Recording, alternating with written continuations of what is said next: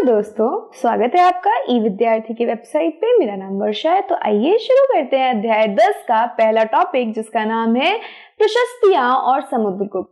तो प्रशस्तियां क्या होती है और समुद्रगुप्त से इसका रिलेशन समझेंगे हम। तो क्या हुआ, देखो अभी मेरे ठीक पीछे आपको एक लंबा सा खंबा दिखेगा। ये किसका खंबा है? ऊपर में शेर विराजमान है। तो आप समझ ही गए होंगे कि अशोक का ये स्तंभ है एक।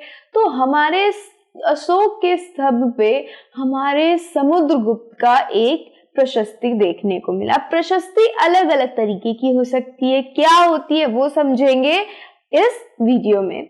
प्रशस्ति क्या है? ये एक विशेष किस्म के अभिलेख को प्रशस्ति कहते हैं।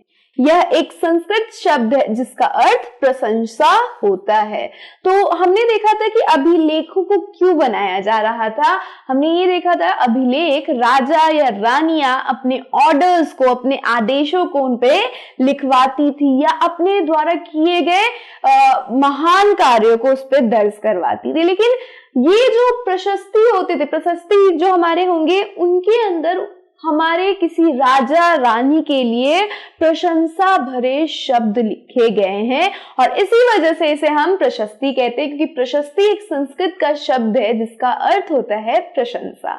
अब समुद्रगुप्त, देखो आपने जब नवा अध्याय पढ़ा तो वहां पे देखा था कि श्री सतकर्णी की माता जी ने क्या किया था, अपने लिए प्रशस्ति बनवाई थी और वहां पे हमें प्रशस्ति का एक झलक देखने को मिला था। लेकिन जब समुद्रगुप्त अपने शासन में आए तो उन्होंने प्रशस्तियों का इस्तेमाल ज्यादा बढ़ चढ़ कर किया और इसी वजह से जब भी हम प्रशस्ति बोलते हैं हमें सबसे पहले क्या याद आता है? समुद्रगुप्त का साम्राज्य।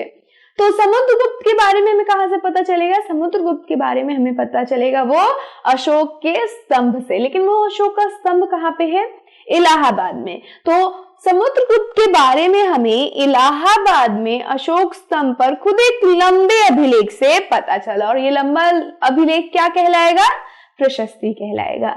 आगे बढ़ते हैं, जिसकी रचना समुद्रगुप्त के दरबार में एक कवि व मंत्री रहे हरिसेन द्वारा एक काव्य के रूप में की गई थी। तो इस प्रशस्ति की रचना कौन कर रहे हैं? इन्हीं के दरबार में एक मंत्री और वो एक कवि भी थे और उनका नाम क्या था? हरिसेना।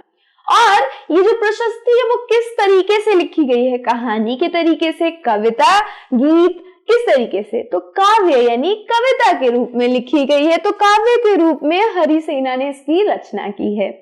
समुद्रगुप्त की प्रशस्ति में हरिसेन ने उसे एक योद्धा, युद्धों को जीतने वाले राजा, विद्वान तथा उत्कृष्ट कवि बताया है। तो यहाँ पे अगर हम इस प्रशस्ति को प्रशस्ति को पढ़ेंगे तो हम ये समझेंगे कि जो हमारे हरिसेन है उन्होंने बहुत बढ़ चढ़ के हमारे समुद्रगुप्त की प्रशंसा की है। उनको ये बताया कि ये बहुत महान योद्धा है, युद्धों को जीतने वाले हैं, यानी हर युद्ध इन्होंने जीता है। उनको विद्वान बताया है, अलग अलग शिक्षाओं के ज्ञाता बताया है और तो और सबसे महान, उत्कृष्ट का मतलब महान, सबसे बढ़िया कवि बताया हमारे समुद्रगुप्त को। यहाँ तक कि अगर मैं बात करूं इनकी प्रशंसा की तो इन्होंने समुद्रगुप्त की तुलना भगवान से भी कर दी है इस प्रशस्ति के अंदर। तो आप समझ रहे होंगे कितनी ज्यादा प्रशंसा की जा रही है किसी भी राजा की। ठीक है, तो इसी वजह से इन्हें हम प्रशस्ति कहते हैं। आगे देखिए, गुप्त साम्राज्य में प्रशासन। अब ये क्या है, प्रशंसा की जा रही है समुद्रगुप्त की, लेकिन हर प्रशंसा झूठी नहीं होती है, प्रशंसा सही भी होती है। और यहाँ पे हमें पता चल रहा है गुप्त साम्राज्य के प्रशासन से कि वो सच में एक महान योद्धा थे। किस प्रकार से महान योद्धा थे समझते हैं। देखिए, आपको अपने चैप्टर के अंदर इसी चैप्टर में आपको समुद्रगुप्त का एक मैप दे रखा होगा कि किस प्रकार से उन्होंने अलग अलग हमारे भारतीय महाद्वीप के इलाकों में अपना शासन किया, किस प्रकार से उन्होंने अपनी नीतियां बनाई अलग अलग राज्यों के राजाओं के प्रति। यहाँ पे आपको जो पिंक कलर का दिखेगा एरिया, दैट इज अंडर हमारे समुद्रगुप्त। समुद्रगुप्त के अंदर ये वाला एरिया है जिसके अंदर थानेसर आपको दिख जाएगा, मथुरा दिख जाएगा, कन्नौज दिख जाएगा। ये बहुत ही इंपॉर्टेंट राज्य थे प्रशासनिक तौर पे। साथ ही साथ आपको कुछ हरे रंग की सेनाएं हरे रंग की राज्य भी दिखेंगे। अब ये हरे रंग की क्यों है, इनके साथ क्या हुआ वो समझेंगे। फिर यहाँ पे आपको देखने को मिल रहा है कि ये जो दक्षिणी इलाका है वहां पे कुछ लाल रंग से आपको डॉट देखने को मिलेंगे। वे दरअसल राजधानियां हैं 12 राजाओं की। उन राजाओं के बारे में समझेंगे। और फिर आपको ब्लू में यहाँ पे इस उत्तरी पूर्व क्षेत्र और बिल्कुल दक्षिण, जिसे हम श्रीलंका के नाम से आज के टाइम में जानते हैं, उसमें ब्लू कलर से दिखा रखा है। उसे क्यों दिखा रखा है समझते हैं। गुप्त साम्राज्य में प्रशासन के द्वारा कि किस प्रकार की नीतियां इन अलग अलग राज्यों के साथ हमारे समुद्रगुप्त ने रखी थी। तो प्रयाग, उज्जैन तथा पाटलिपुत्र गुप्त शासन के महत्वपूर्ण केंद्र थे। तो कौन कौन सा है वो देखो, यहाँ पे ये पाटलिपुत्र, आपको उज्जैन यहाँ देखने को मिल जाएगा और प्रयागराज यहाँ देखने को। तो ये जो 3 ऐसे राज्य थे जो बहुत ही महत्वपूर्ण थे गुप्त शासन के दौरान। अब देखो, उत्तरी भारत का एक बड़ा हिस्सा समुद्रगुप्त के सीधे नियंत्रण में था। ये जो पिंक वाला पोर्शन आप देख रहे हो, ये बड़ा हिस्सा है हमारा उत्तरी भारत का। ये पूरा पूरा हमारे समुद्रगुप्त के नियंत्रण में था। अब इसी में आपको आर्यव्रत नाम का एक इलाका दिखेगा। अब यहाँ पे क्या है, यहाँ पे 9 राजा, ये जो ग्रीन शेडेड एरिया है आपका, यहाँ 9 राजा राज्य करते थे और उनको आर्यव्रत के राजा कहते थे। लेकिन हुआ क्या, इस भूभाग में समुद्रगुप्त ने 9 राजाओं को हराकर उनके क्षेत्र को गुप्त साम्राज्य में मिला लिया था। तो यहाँ के जितने भी राजा रह रहे होंगे उनको, उनके साथ हमारे समुद्रगुप्त ने लड़ाई लड़ी और उनको इस राज्य से, उनके खुद के राज्य से निकाल के फेंका और उनके राज्य को अपने साम्राज्य के अंदर ले लिया और उनके राज्य को अपने कंट्रोल के अंदर, नियंत्रण के अंदर ले लिया था। ठीक है, तो ये एक ऐसा राज्य था। एक इनकी नीति देखी कि जो आर्यव्रत के राजा थे उनको हराया और उनको वहां से हटा दिया और उनके राज्य को अपने कंट्रोल में, अपने नियंत्रण में लिया। दूसरा आपको देखने को मिला दक्षिणापथ। तो दक्षिणापथ में उस समय 12 राजा हुआ करते थे। उन्होंने समुद्रगुप्त के सामने आत्मसमर्पण कर दिया, यानी सरेंडर कर दिया। ठीक है, और इसके बाद क्या हुआ, बाद में समुद्रगुप्त ने उन्हें अपने राज्य पर शासन करने की अनुमति दे दी। तो यहाँ हम क्या देख रहे हैं कि जैसे ही इन 12 राजाओं ने समर्पण कर दिया, आत्मसमर्पण, की भाई हम नहीं लड़ सकते तुमसे, ठीक है, तो इसके बाद हमारे समुद्रगुप्त ने कहा कि जाओ जी लो अपनी जिंदगी सिमरन, अपने राज्य पे जाके खुद ही तो क्या करो, रूल करो, शासन करो।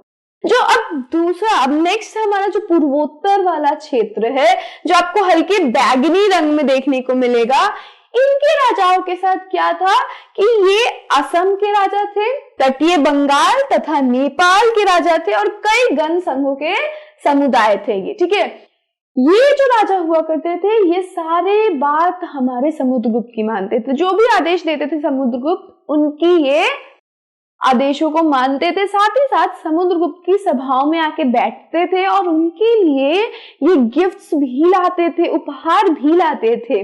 तो मैत्रिक संबंध यहाँ पे बनाए थे इन राजाओं ने और इसी वजह से समुद्रगुप्त जो थे इनके ऊपर ज्यादा रोक टोक नहीं करते थे, उनको ज्यादा प्रॉब्लम नहीं देते थे। ठीक है, तो पूर्वोत्तर में असम, तटीय बंगाल, नेपाल, कई गण संघों ने समुद्रगुप्त के आदेशों का पालन शुरू किया। इन राज्यों के राजा समुद्रगुप्त के दरबार में उपस्थित होते थे और उपहार भी लाते थे, यानी प्रेजेंट्स, गिफ्ट जिसे हम कहते हैं, वो लेके आ रहे हैं।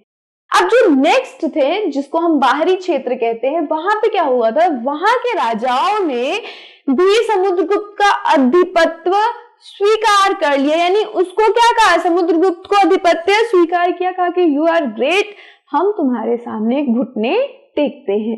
और फिर क्या किया उन्होंने, समुद्रगुप्त से अपनी बेटियों की शादी करा दी, कहा कि भाई हम तुमसे लड़ेंगे नहीं, तुम एक काम करो, हमारी बेटियों से शादी कर लो, ताकि क्या होगा, अगर बेटियों से शादी होगी तो एक रिलेशन बन जाएगा, है ना, हम दोनों ससुर और वो हो जाएंगे, जो आपका पारिवारिक संबंध, जिसको हम कहते हैं पारिवारिक संबंध बन जाएगा तो आप मेरे पे हमला नहीं कर सकते हो क्योंकि हम एक परिवार का सदस्य हैं। तो इस तरीके से बाहरी क्षेत्र वाले इलाकों में समुद्रगुप्त का एक पारिवारिक संबंध बन गया था, जिसके तहत हमारे समुद्रगुप्त ने इन इलाकों पर हमला नहीं किया। लेकिन आप आगे देखोगे कि इनके जो बेटे होने वाले हैं, जिनको हम चंद्रगुप्त द्वितीय के नाम से या फिर कई बार उन्हें विक्रमादित्य के नाम से जानते हैं, उन्होंने बड़ी ही आसानी से इन राजाओं को नष्ट किया, इनको उनके क्षेत्रों से भगा दिया था। ठीक है, तो अभी हम समुद्रगुप्त को समझ लेते हैं। तो इन्होंने अपनी बेटियों की शादी करवा दी थी समुद्रगुप्त से ऐसे क्षेत्रों में शायद शक, कुषाण और श्रीलंका आते थे। तो ये जो दो हमारे सम्राट थे, जो साम्राज्य थे, उनके राजा थे, और तो और श्रीलंका के भी राजाओं ने ऐसा किया था। इस तरह से लगभग पूरा उपमहाद्वीप समुद्रगुप्त के अधीन आ चुका था। कुछ भागों पर उसका प्रत्यक्ष रूप से शासन था, जबकि कुछ पर परोक्ष रूप से। तो कहीं पे ये बिल्कुल खुद से शासन कर रहे थे, कहीं पे राजाओं ने इनका आधिपत्य स्वीकार करके परोक्ष रूप से इनको क्या मान लिया था, परोक्ष रूप से इनके शासन को स्वीकार कर लिया था। तो ये था कि किस प्रकार से हमारे समुद्रगुप्त ने अपनी प्रशासन प्रणाली चलाई, नीतियां चलाई। ठीक है, अब इनकी वंशावली को जान लेते हैं।